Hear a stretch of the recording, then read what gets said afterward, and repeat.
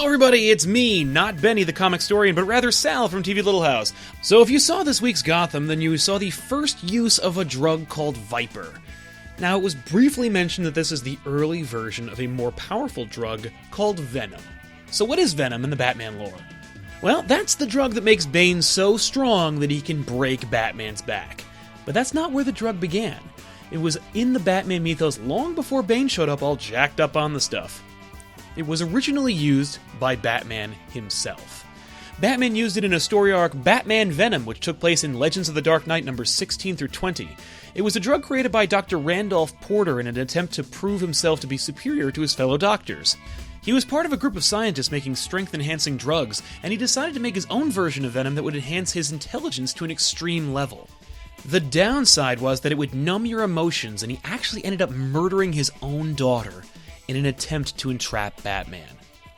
Well, Batman at the time was dealing with his own physical limitations and imperfections and decided to use the strength version of the drug to compensate.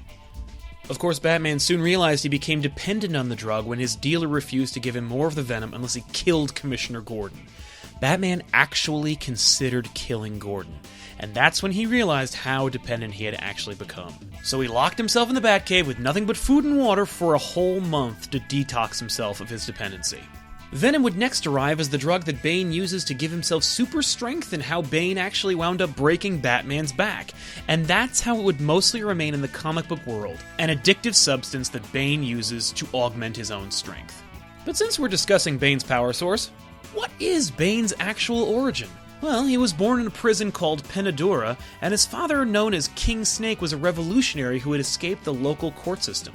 The government there decided that his son would serve out his father's life sentence, and Bane was effectively imprisoned for his childhood and his early adulthood. While in prison, though, he was able to develop extraordinary skills and perfected his body in strength by using the prison's gym constantly, while also honing his mind by reading everything the prison library had to offer. He also found various teachers in the hardened convicts serving sentences there. Because of the location of the prison, he also learned how to speak English, Spanish, Portuguese, and learned Latin. The whole time he was there, Bane also had a teddy bear he named Osito, which is Spanish for little bear, and it acted as Bane's only friend. Oddly enough, during this stay, Bane's dreams were not filled with the horrors of prison, but rather the visions of a bat. As time went on, Bane became king of the prison, and because he was such an excellent human specimen, they volunteered him to try out a new experimental drug, and you can probably guess what it was. That's right, the Venom drug. He survived the initial trials and discovered that it gave him vastly increased strength. Upon breaking out of the prison, Bane became fascinated with Gotham, as it was a city ruled by fear, much like his prison, and Bane became convinced that Batman is a demonic bat that haunted his dreams as a child. He decided that he needed to defeat the bat, and so the events of Nightfall began. Bane would eventually defeat Bruce Wayne, but his replacement Jean-Paul Valley would take a brutal approach and defeat Bane. Following the events of Nightfall, Bane would go on many different adventures, some of them very anti-heroish, where he tries to save everyone or work with Batman to prevent the use of Venom by anyone else.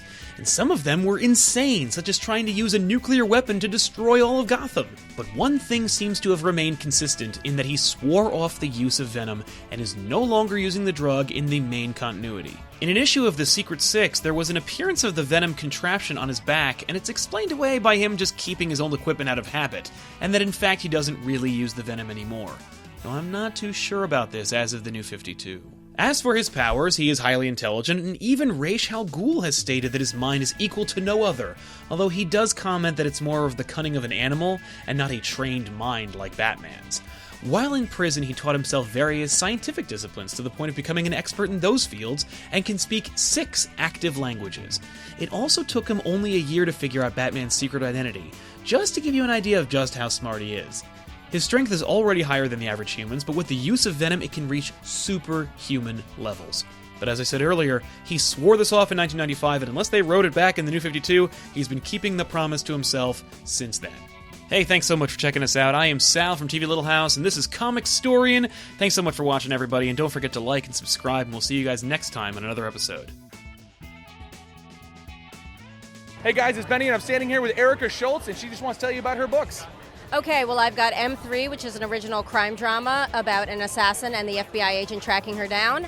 We have 11 issues out of 12. It's a 12-issue limited series. I've got a fantastic story about Winston Churchill finding a time machine in 1942, and he's trying to kill the Nazis, but it doesn't exactly work out that way. And then lastly, M3 was what got me a job with Marvel Comics and ABC TV, writing the original graphic novel for the Revenge TV series. It's on ABC on Sunday nights. We're in season 4 already. Thank you so much. Come by. We are in booth 1046 in small press. Thanks, guys. All right, and that's this booth. We'll hit the next one now. Thank you, guys.